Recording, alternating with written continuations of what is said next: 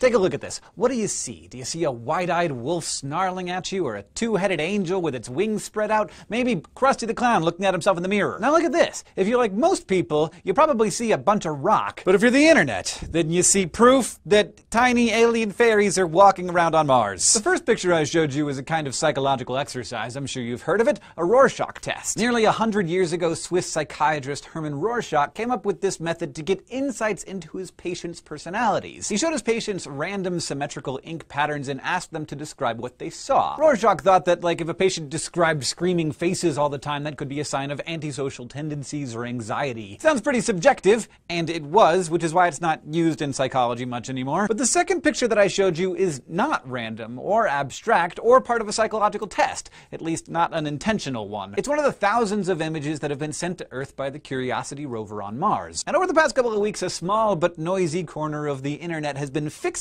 on what it thinks is a woman in this picture. You see it? Let's zoom in.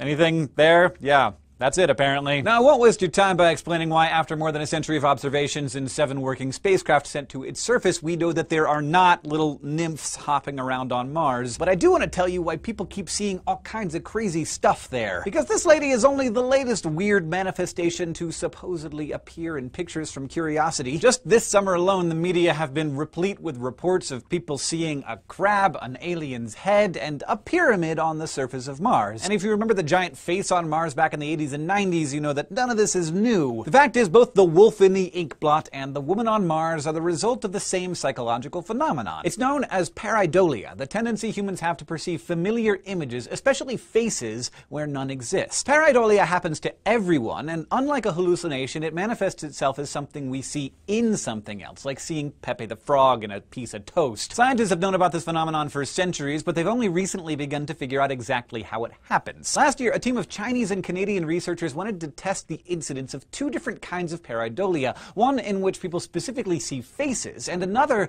where they see letters and words. The researchers showed participants images that were pure visual static, but they told the subjects that half of the pictures contained either faces or letters. Even though the pictures were pure gibberish, more than a third of the subjects reported that they distinctly saw something. 34% said they saw faces, and 38% said letters. And brain scans conducted during the tests showed that in the people who reported seeing faces, brain activity spiked in what's known as the right fusiform face area, the region that's activated when we try to recognize someone's face. Why is that important? Well, because those people weren't seeing faces, they were just told that they might be by the scientists. So this suggests that instead of being first triggered by a simple external stimulus, like an image of a human face, pareidolia automatically happens in the higher, more complex functions of the brain, where the brain already thinks it's seen a face and is trying to figure out who it is. And the phenomenon turns out to be much more common in people who believe in things they can't see. In another experiment in Finland in 2012, 47 people were shown dozens of pictures of everyday objects,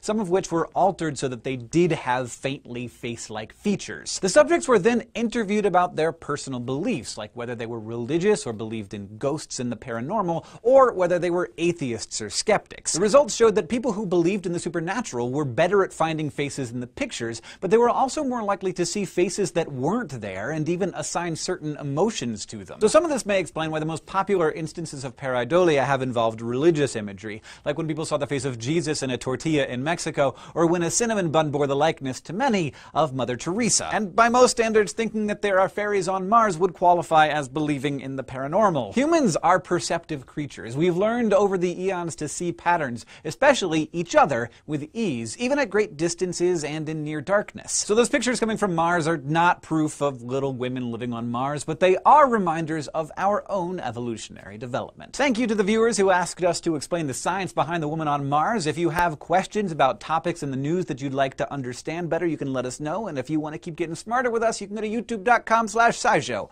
and subscribe.